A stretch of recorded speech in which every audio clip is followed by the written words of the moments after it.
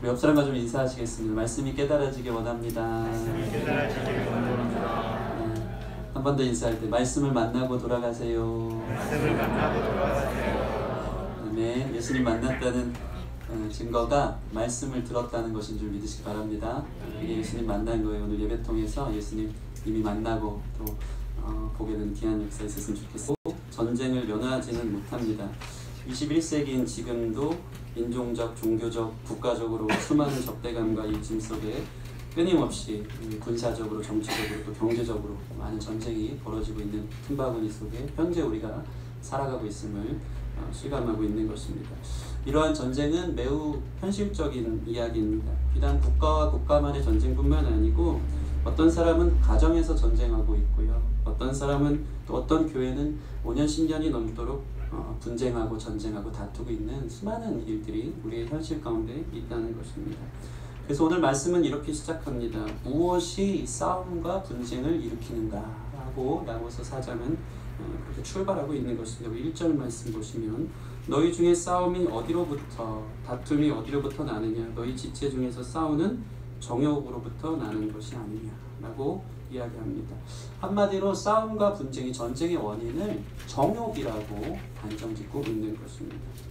사실 우리가 야고보서 3장 강해를 마무리하면서 오늘 4장을 시작하는데 이 3장의 내용이 무엇이었습니까? 혀의 권세, 또 땅의 지혜와 위로부터 오는 지혜에 대한 이야기 아니었습니까?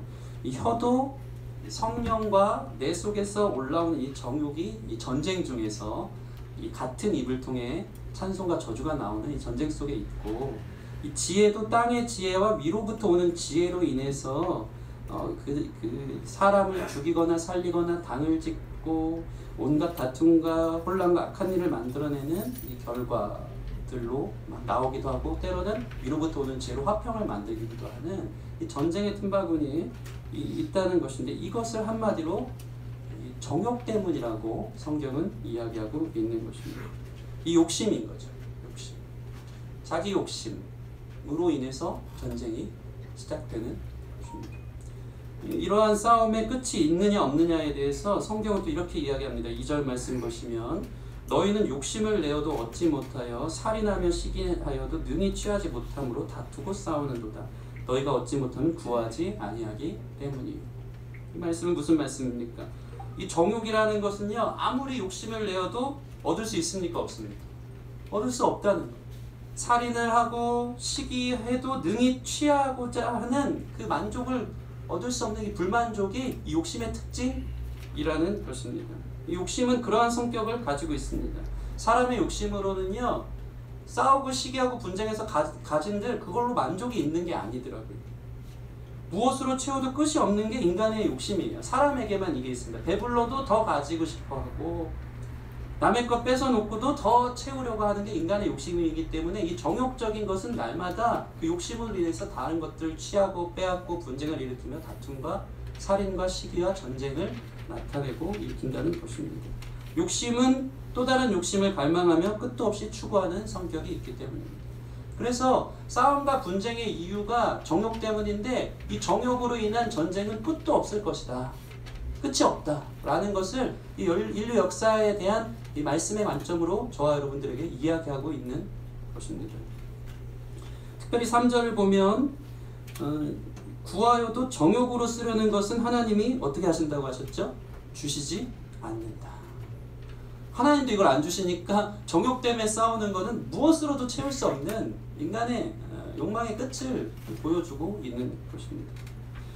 여러분, 하나님은 우리의 욕심을 채우는 분이 아니신 줄 믿습니다. 하나님은, 따라해보겠습니다. 하나님은 우리의 욕심을 채우는 분이 아니고 우리의 필요를 채우는 분입니다. 우리의 필요를 채우는 분입니다. 자녀가 이 칼에 욕심이 있어서 칼 좀 달라고 하는데 부모가 그 필요를 채워주는 부모가 있습니까? 없습니다. 그에게 필요한 것을 하나님이 주시는 우리 아버지 되시기 때문입니다. 그래서 하나님은 우리에게 일용할 양식을 주십니다. 우리 욕심을 채우는 분이 아니고 우리의 필요를 아시고 우리의 필요를 채워주시는 분임을 신뢰하시기 바랍니다. 그래서 우리에게 주시는 은혜가 이런 믿음이 있어야 돼요. 내게 주신 은혜가 족하고 가장 선하다라는 신뢰가 저와 여러분 가운데 있기를 소원합니다.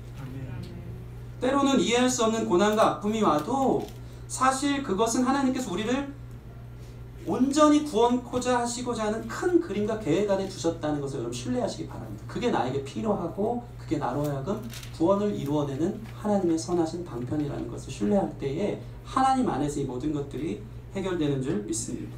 하나님은 선하십니다. 그런데 만약 하나님을 믿는데 자기 욕심대로 하나님 다 채워주신다. 물질의 복을 받고 하나님 믿어서 번영하고 권력을 얻고 힘을 얻고 하고 싶은 대로 자기가 다 하고 산다. 이것은 축복입니까? 저주입니까? 축복이 아니라 저주일 확률이 큰 것입니다. 수많은 물질이 한국교회를 병들게 했고 높은 곳에 올라가는 권력이 더 높은 데서 떨어지는 큰 아픔을 가져오게 한 결과를 우리는 역사 속에서 보고 있는 것입니다. 그래서 하나님 믿으면서 욕심 컨트롤도 안 되는데 구하는 대로 다 받는 것은 재앙일 수 있어요. 하나님 필요한 대로 주신다는 사실을 기억하시기 바랍니다. 그래서 마치 광야의 이스라엘 백성들 안에 이 이스라엘 백성들이 만나로 만족하지 않고 하나님의 구원을 운운하면서 나를 왜 애굽에서 데리고 나와가지고 고기 없이 살게 하느냐고 그 고기의 혈안이 돼서 밤낮 울부짖는 이스라엘 백성들 안에 하나님이 어떻게 그들을 진노하심으로 심판하십니까? 바람을 불어가지고 메추라기를 보내주시죠. 그래 니네가 먹고 싶은 고기 마음껏 욕심대로 먹어봐라. 얼마나 많이 부어주시냐면요, 하루 길쯤 되는 메추라기 떼가 이 2규빗만큼 쌓였대요. 2규빗이면 한 80cm 1m 되거든요. 이만큼의 메추라기 떼를 이틀 동안 걷어도 모자랄 만한 수많은 메추라기 떼를 이스라엘 백성들에게 주셨는데 이게 축복이 아니라 재앙이었어요. 이 욕심대로 살다가 그 욕심의 끝인 이 고기가 이빨에 씹히기도 전에 죽게 되는, 심판받게 되는 탐욕의 무덤의 유명한 이야기 아닙니까? 그것들을 보면서 너희 욕심대로 살아봤자 결국 너희는 죽음 가운데 거하게 된다는 것을 하나님은 말씀을 통해 저에게 보여주는 것입니다. 야고보서를 보면 죄에 대해서 정확히 이야기하지 않습니까? 욕심이 잉태한 즉 죄를 낳고 죄가 장성한 즉 사망을 낳는다. 욕심은 죄를 낳고 죄는 전쟁 속에서 사망을 만들어내는 거예요. 이 욕심이 예수 그리스도의 십자가 안에서 죽게 되는 귀한 시간 되기를 주님의 이름으로 축원합니다. 여러분, 하나님보다도 고기가 좋다 그러고 구원하심보다도 애굽의 종살이를 그리워했던 이스라엘 백성들을 하나님은 그 죄로 인해 심판할 수밖에 없었던 것입니다. 특별히 2절 말씀을 좀 구체적으로 보면요, 왜 이런 구절을 넣어서 이 야고보 사도가 그 시대의 교회에게 이런 말씀을 하는지 바라볼 필요가 있습니다. 2절 말씀 보시면 너희는 욕심을 내어도 얻지 못하여 살인하며 시기하여도 능히 취하지 못함으로 다투고 싸우는도다라고 나와 있습니다. 여기서 왜 욕심이 굳이 이렇게 살인과 시기까지라는 단어가 나올 만큼 이렇게 극단적으로 이야기하는가? 근데 실제적으로 당시 이 로마의 핍박을 대항했던 교회 중에 열심 당원들이 있었어요. 젤롯 당원들. 오늘날로 얘기하면 이 근본주의 이슬람 세력 같은 IS 같은. 실제적으로 폭력을 일삼고 로마를 향한 복수를 위해서 살인을 일삼았던 이런 힘의 논리로 저항하려고 했었던 당원들이 있었다는 것입니다. 이 폭력으로 구하는 이들의 잘못된 방법을 보면서 너희가 구하여도 얻지 못하도록 하나님이 그 방식은 아닙니다. 그렇게 너희 욕심 채우고 그렇게 나라의 구원을 위해 싸우는 건 아니야 라고 하나님이 막으신다는 거예요. 그러니까 이들이 이 열심당원들이 얼마나 기도했겠습니까? 로마로부터 우리를 해방시켜 주십시오. 열심히 막 폭력을 휘두릅니다. 하나님이 3절 말씀 보면 그거를 들어주십니까? 안 들어주십니까? 구하여도 받지 못하면 정욕으로 쓰라고 잘못 구합니다. 니네 욕심에 맞춰서 폭력을 일삼는 그것을 나는 들어줄 수 없다라고 이야기하고 있는 것입니다. 이 3절에 나오는 특별히 이 정욕이라는 단어 있잖아요. 3절 보시면 구하여도 받지 못하면 정욕으로 쓰려고 잘못 구하기 때문입니다. 이 정욕을요, 정확하게 이야기하면 성적인 쾌락을 말하고 있습니다. 러스트라고 이 단어를 보면 애정이 동반되지 않은 강한 성적 욕망을 구체적으로 이 단어에서 이 성경 표기를 보면 여러 곳에 나타나 있습니다.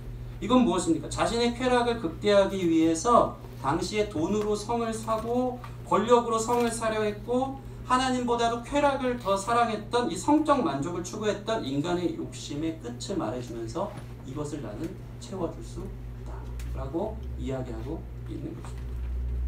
이 모든 것은 땅에 속한 것이고 마귀적인 것이며 정욕적인 것입니다. 하나님은 이 모든 것을 허락하지 않는 분이시라는 것입니다. 이러한 상황 속에서 이 야고보가 한층 더 심도 있게 우리 말씀으로 데려가는데, 특별히 4절 말씀 보면 이 분쟁, 이 전쟁의 뿌리, 이 문제의 근원이 무엇인지를 깊이 있게 바라보게 합니다. 그것은 무엇일까? 4절 말씀 같이 한번 읽어보겠습니다. 4절 말씀 시작. 가늠한 여인들아, 세상과 벗된 것이 하나님과 원수됨을 알지 못하느냐? 그런즉 누구든지 세상과 벗이 되고자 하는 자는 스스로 하나님과 원수되는 것이라. 아멘. 그 뿌리를, 이 전쟁의 뿌리를 무엇에 두고 있냐면요, 하나님과 사람 사이의 갈등과 대립으로까지 보고 있는 거예요. 결국 이 모든 싸움의 원인은 하나님과 너 자신의 욕심과의 싸움으로 발생한 일들이다라고 이야기하고 있는 것입니다. 이 지구상의 수많은 전쟁과 갈등, 그리고 가족 간에, 부부 간에, 교회 안에서, 공동체 안에서 모든 분쟁의 원인은 이 욕심 때문이라고 이야기하면서, 이 욕심은 궁극적으로 하나님을 대항하는 악이요, 어둠이요, 죄라고 말하기 때문에 이 욕심, 세상을 추구하는 욕심 충만한 삶은 하나님과 대적하고 하나님과 전쟁하는, 하나님을 원수 만드는 일이라고 결론 짓고 있는 것입니다. 여러분, 그래서 우리의 궁극적인 싸움이 이것입니다. 우리의 욕심대로 사는가, 아니면 우리는 하나님 편에 속하였는가. 이것이 궁극적 우리의 평생의 싸움인 것입니다. 저와 여러분은 어디서 계십니까? 하나님 편에 있습니까? 아니면 욕심을 쫓아 살아가는 삶 가운데 있습니까? 특별히 이것을 하나님께서 이렇게 시작하시죠. 4절 말씀 보면 가늠한 여인들아라고 시작합니다. 하나님께서 교회를 사랑하세요. 얼만큼 사랑하시냐면 신부처럼 그렇게 많이 표현하시거든요. 근데 이들을 향해서 가늠한 여인들아, 이 교회를 향해서 가늠한 여인들아라고 선포한다는 것은 무엇이냐면, 자기 욕심에 충만해서 세상을 사랑하는 거예요. 하나님은 우리 신부된 교회를 신랑된 주님께서 사랑하는데 자기 욕심으로 세상을 사랑하니까 이것은 바람피는 것과 똑같거든요.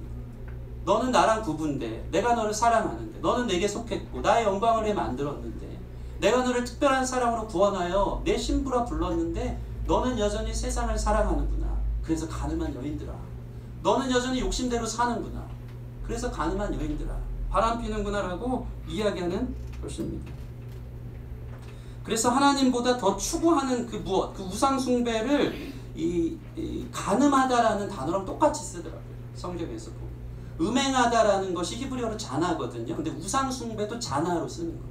하나님이 볼 때 겉으로 드러나는 이 우상숭배가 하나님이 보실 때는 영적인 어떤 가늠과 같다라고 표현하기 때문에 이 단어를 동일하게 쓰고 계신 것입니다. 다시 말해서 우상숭배가 세상을 사랑하는 영적인 음행이 교회의 신랑 되신 하나님 앞에서 가늠하고 있다는 것을 보여주고 있는 것입니다. 주일에는 거룩하게 하나님을 우리가 사랑한다고 말하지만 또 그것이 진심이지만, 우리의 연약한 죄성들은 매 주일의 삶 속에서 우리를 어떻게 이끌어갑니까? 세상을 사랑하는 사람으로. 고백은 주님을 사랑한다고, 합법적으로 주님의 구원으로 인해서 우리가 부부라고 이렇게 이야기하지만, 사실은 우리 마음은 세상을 사랑하고 욕심대로, 내 정욕대로 살아가는 그러한 모습들이 우리 가운데 있다는 것입니다. 돈과 권력과 성적인 욕망을 하나님보다도 더 사랑하는 가늠하는 여인 같은 삶을 우리가 살 때가 참 많이 있다는 것입니다. 그래서 하나님께서는 이 모든 것, 하나님이 주신 것을 하나님보다도 더 사랑하는 것, 피조물을 경배하고 그것을 추구하는 그것을 헛된 영광이라고 이야기하며 어둠의 모습이라고 이야기하고 있습니다. 바울 사도는요, 이러한 모습, 이러한 인간의 모습을 기가 막히게 보여주고 있습니다. 로마서 1장 22절에서 25절 말씀인데 앞에 있습니다. 같이 읽겠습니다. 시작. 스스로 지혜 있다 하나 어리석게 되어 썩어지지 아니하는 하나님의 영광을 썩어질 사람과 새와 짐승과 뛰어다니는 동물 모양의 우상으로 바꾸었느니라. 그러므로 하나님께서 그들을 마음의 정욕대로 내버려 두사 그들의 몸을 서로 욕되게 하셨으니, 이는 그들이 하나님의 진리를 거짓으로 바꾸어 피조물을 조물주보다 더 경배하고 섬깁니다. 주는 곧 영원히 찬송할 이시로다. 아멘. 스스로 지혜롭다 하나 어리석게 된 거예요. 그래서 자기 욕심대로 사니까 하나님께서 어떻게 합니까? 24절 보시면 하나님께서 그들을 마음의 정욕대로 내버려 두사, 정욕대로 살게 하시는 거예요. 그래서 서로 욕되게 하면서 살아가는 모습들이 나타난 것입니다. 이렇게 사는 이 세상과 버타는 하나님을 받고 하나님을 원수 만들고 세상을 사랑하고 세상을 친구 삼는 이 모든 것의 결과는 무엇입니까? 야고보서가 그토록 이야기하는 것이 로마서에서도 잘 나타나 있습니다. 로마서 1장 28절에 32절 앞에 있습니다. 같이 읽겠습니다.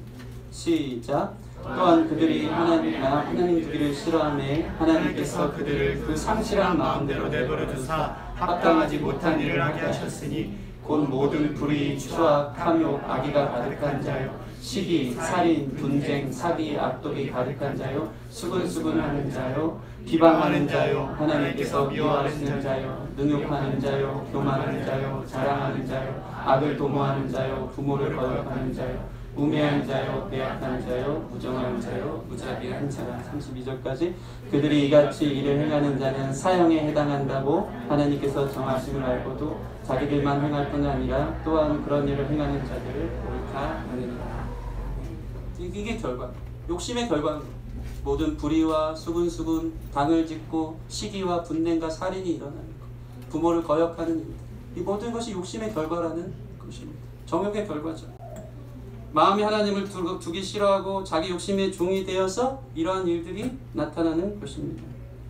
이것이 오늘 말씀이 저와 여러분의 삶의 모습들을 보여주고 증명케 하는 것이 아닐 수 없는 것입니다. 이같이 일을 행하는 자들은 사형에 행하는 것이다. 여러분, 구원받은 하나님의 백성 안에도 이러한 하나님과의 자신의 정욕으로 인한 이 파워게임이 있습니까? 없습니까? 있습니다. 이 교회에게 주시는 말씀이라는 것이거든요. 그래서 우리는 평생 이 육신을 잊고 이러한 죄된 정욕으로 살아가기 때문에 날마다 십자가에서 이 죄의 문제, 정욕의 문제가 해결되지 않으면 하나님과 친구 되지 못하는 일이 벌어집니다. 날마다 십자가 앞에 자신의 정욕을 못 박는 저와 여러분 되었으면 좋겠습니다.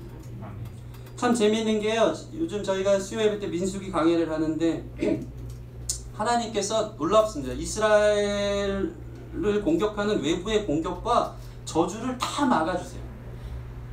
하나님과 원수된 이방인들의 공격을 어떻게 막아주시냐면 이 발람이라는 당대의 주술사가 이스라엘을 저주해야지 자기가 모압왕 이 발락에게 그 은근 패물을 받을 수 있거든요. 저주하려고 하는데 하나님이 어떻게 하시냐면요, 나귀를 통해서 하면서 자기는 저주를 하고 싶은데 하나님이 간섭을 하셔가지고 이스라엘 백성들 함부로 저주하지 마. 걔는 나의 신부야, 나의 자녀. 하나님의 영광 앞에 입이 축복이 자기도 모르게 터지는. 하나님이 다 막아주신다는 것이죠. 근데 문제는 뭐냐면요, 아무리 외부로부터 다가오는 모든 원수를 주님이 막아준다 하셔도 내가 스스로 하나님을 떠나 원수가 되는 게 문제인 거예요. 하나님은 그건 막을 수 없는 거예요. 그래서 이 땅의 삶을 외부로는 많은 공격과 어려움들을 두려워할 것이 아니고 여러분, 하나님과의 관계 안에 내가 있는가를 두려워하는 저와 여러분 됐으면 좋겠습니다. 외적인 공격은 하나님이 다 원수를 다 막아주세요. 근데 내가 하나님과 원수 되는 거예요. 내 스스로가 하나님을 떠나는 게 문제인 거예요. 가늠한 여인처럼 세상과 벗되고 싶어서, 욕심 충만하게 하나님 없이 나 중심적인 삶을 살고 싶어서, 그게 하나님과의 사이를 내는 거예요. 하나님 손이 짧아 구원치 못하심이 아니고 오직 우리의 죄악이 너희와 하나님 사이를 내었고, 내 자신이 어떠한가를 바라봐야 돼요. 이 땅에서 일어나는 가정에서의 관계적인 모습, 나라, 교회, 국가의 모든 전쟁의 이유는 하나님과 원수된 것부터 시작되어지는 거예요. 내 욕심 충만한 모습들의, 사람들의 문화적 사회적 모임들이 그러한 결과를 만들어낸다는 것입니다.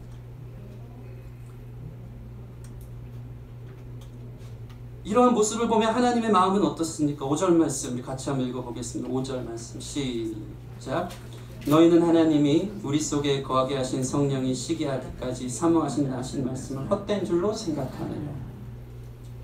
하나님이 뭐라고 말씀이 시기하다는 것은 질투하다라는 거거든요. 우리 안에 성령님이 계신데 너무 질투한다.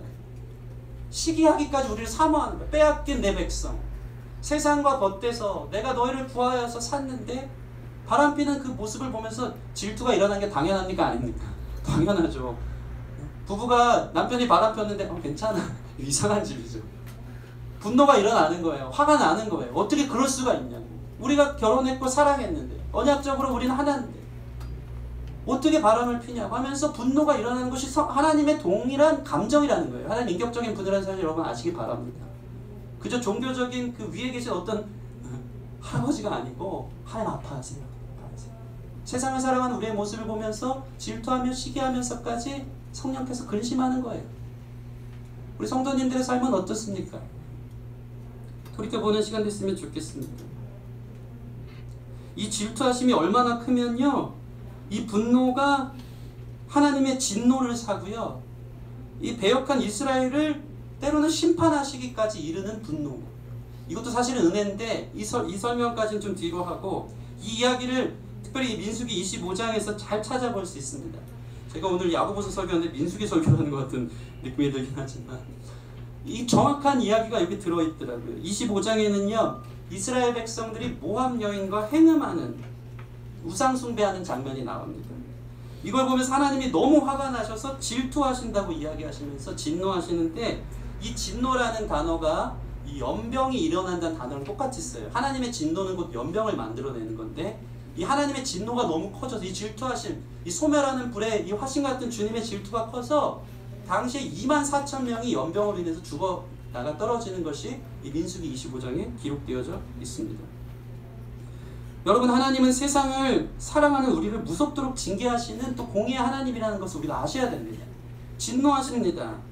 하나님은 소멸하는 불, 질투하시는 성품이 계신 거예요. 공의의 성품이 계신 거예요. 그런데 이러한 상황 속에서 어떠한 일이 벌어지냐면요, 민수기 25장을 보면 이 사람들이 연병으로 나가 떨어져 울고 있는데 더 극단적인 한 예가 등장해요. 뭐냐면 이스라엘 백성들이 연병으로 죽어 울고 있는 장막을 모세와 회중들이 보는 앞에서 이 시므온 지파 시물이라는 사람과 미디안 여인 고스비가 자기의 장막으로 그 여인을 데려가서 행음하는 장면이다. 이게 민수기 25장 6절에 나와 있습니다. 함께 읽어볼까요? 민수기 25장 6절 시작. 이스라엘 자손의 온 회중이 회막문에서 올 때 이스라엘 자손 한 사람이 모세와 온 회중의 눈앞에 미디안 여인을 데리고 그의 형제에게로 오니라.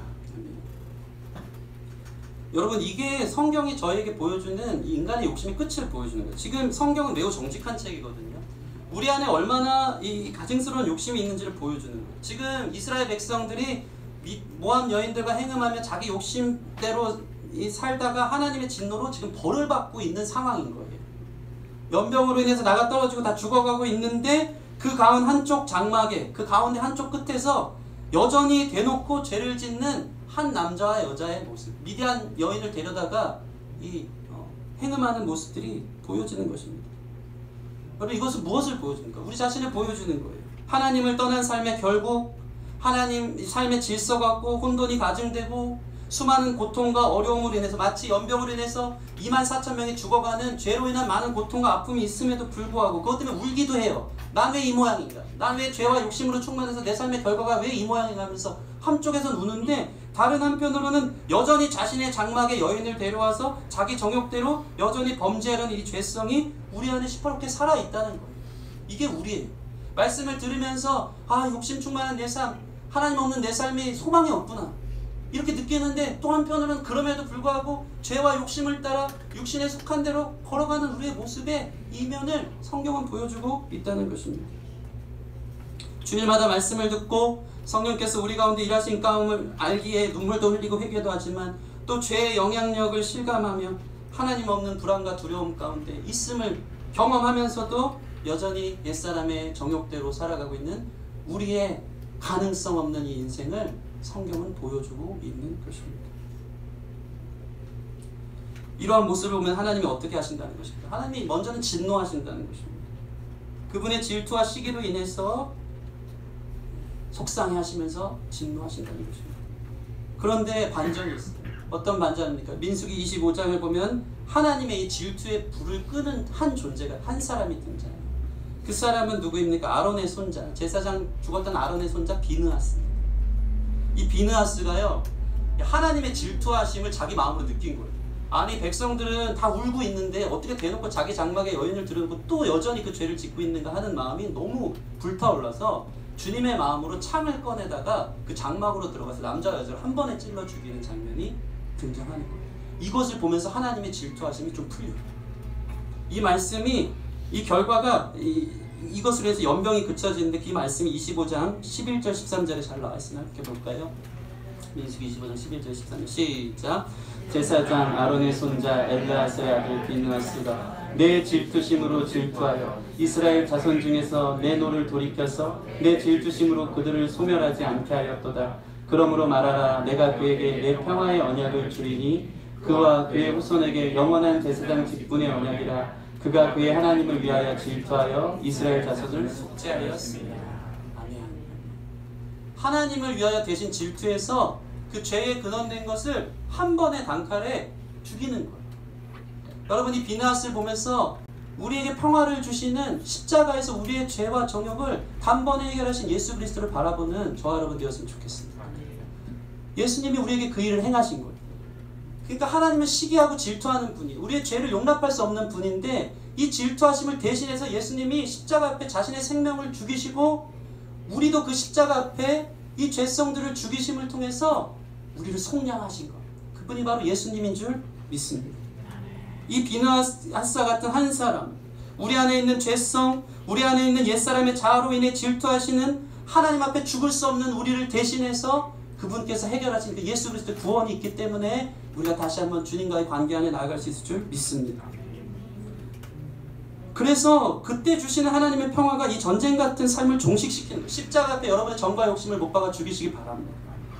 하나님의 진노 앞에 죽어 마땅한 우리의 정욕이 예수 그리스도의 십자가 앞에 완전히 처리되는 시간 되기를 주님의 이름으로 축원합니다. 우리 안에 있는 시므리와 고스비의 정욕에 이 예수 그리스도의 창끝으로 완전히 죽여지는 역사가 있으면 좋겠어요. 이게 죽어야 사는 거예요. 따라해보겠습니다. 죽어야 삽니다. 하나님의 질투하심에 우리의 욕심의 옛사람의 자아는 완전히 죽어야 돼요. 그리고 예수로 살아야 돼요. 그때 우리 삶에 진정한 평화가 있는 줄 믿습니다. 이게 우리를 살게 하는 거예요. 야고보서는 이제 이것을 우리에게 말해주는 거예요. 성령의 시기하는 불같은 질투가 우리의 욕심과 종욕을 드러내고 죄라고 규정하고 정죄할 때에 이제 더욱 큰 은혜이신 예수 그리스도께 나아갈 수 있는 길이 열린 거예요.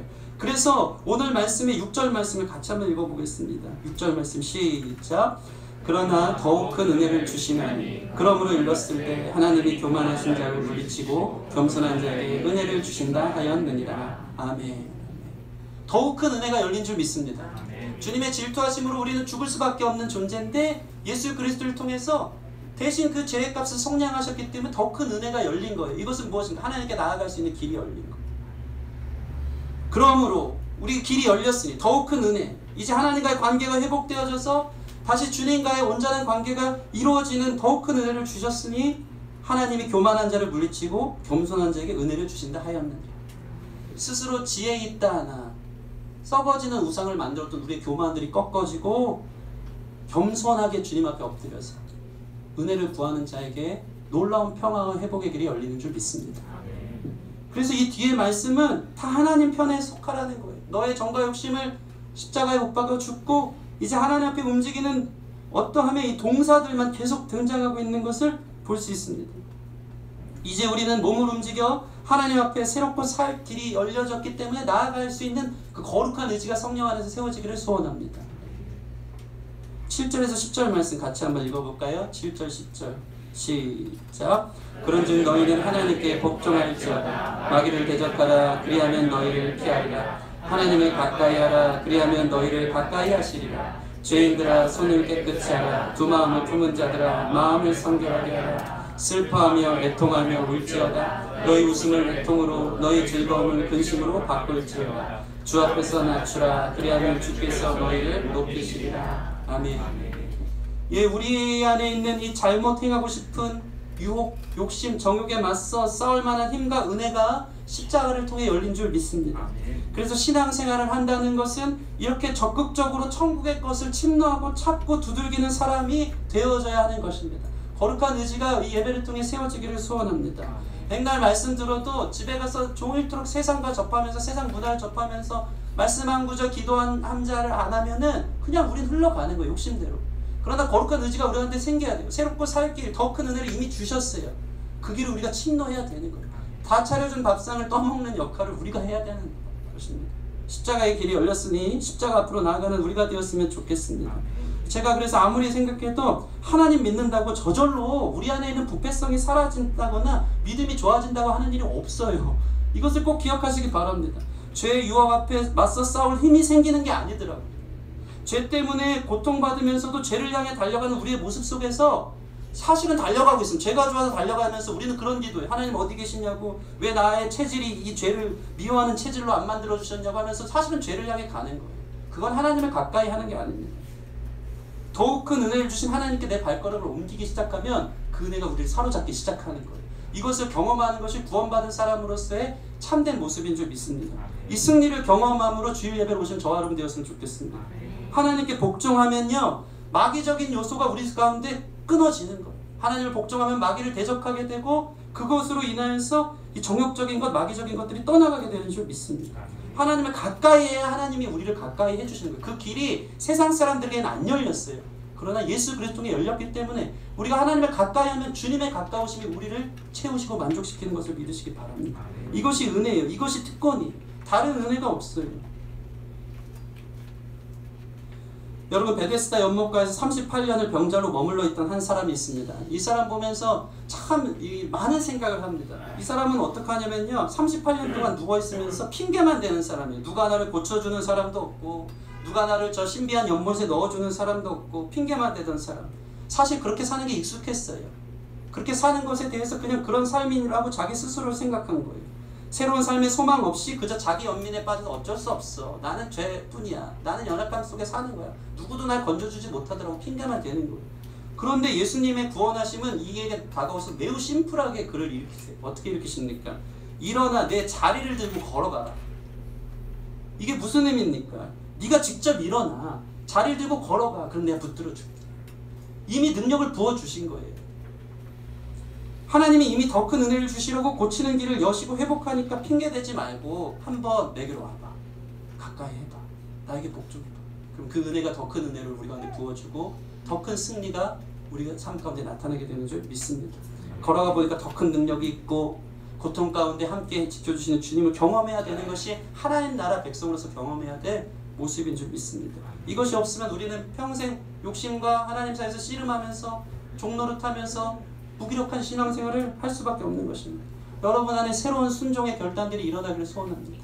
하나님 편에 서리라. 하나님 은혜를 주세요. 도와주세요. 그런 자들에게 능력과 힘을 부어주실 줄 믿습니다.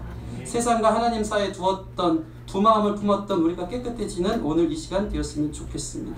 특별히 9절 말씀 보면 슬퍼하며 애통하며 울지어다. 너희 웃음을 애통으로 너희 즐거움을 근심으로 바꿀지어다. 여러분, 세상에 여러 가지 즐거움과 기쁨들로 인하여서 살다가 우리가 예배 오면 어떤 일이 벌어져야 됩니까? 아, 이게 나를 사실은 하게 하는 거구나. 이게 나를 온전케 하지 못하는 거구나. 나의 기쁨을 슬픔으로 바꾸는 것이 예배인 줄 믿습니다. 만약 문 열고 들어오면서부터 할렐루야 감사합니다 기쁨들 이게 아니고 말씀을 통과하면서 진지한 고민이 있어야 돼요. 내가 하나님을 떠나면서 사는 내 기쁨에 대해서 이것을 슬픔과 애통으로 바꾸는 것이 말씀을 통해 이루어져야 되는 일인 줄 믿습니다.